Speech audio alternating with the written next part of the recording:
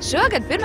un 2. martā Liepājas Olimpiskajā centrā norisinājās izstāde Ražots Liepājā, kurā ar savu produkcijas un pakalpojumu klāstu ikvienu interesantu iepazīstināja vairāk kā 140 uzņēmumu.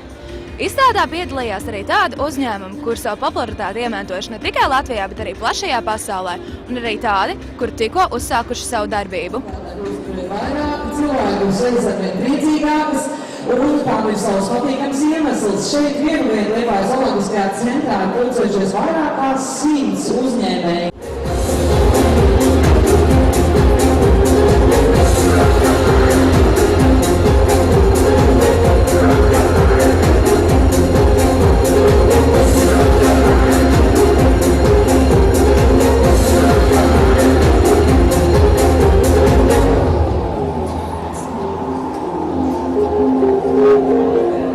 Jūsu uzmanībai Liepājas baleta un deju studija. Sagaidām ar aplausiem. Lūdzu!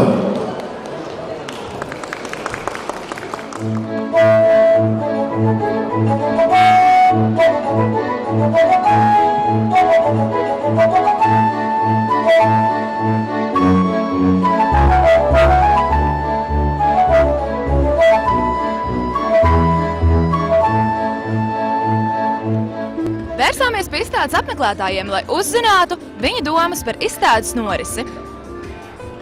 Kādēļ jūs apmeklējat izstādi? Tāpēc, ka vienkārši man skolā par to informēt. Kāda no izstādes laikā notiekošajiem semināriem?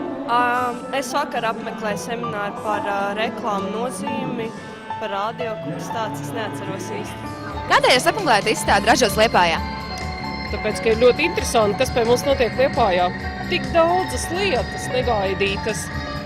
Un ko interesanti izstādes laikā esat uzzinājis, ieraudzījis? Ka ir garšīga gaļtetā, maize un Liepājā ražo cietos diskus. Varbūt ir kāds stends, kas piesaistīs jūsu uzmanību īpaši? Gaļas stends. Kur ir ēdiens pa vēl tāds stendi, man patīk.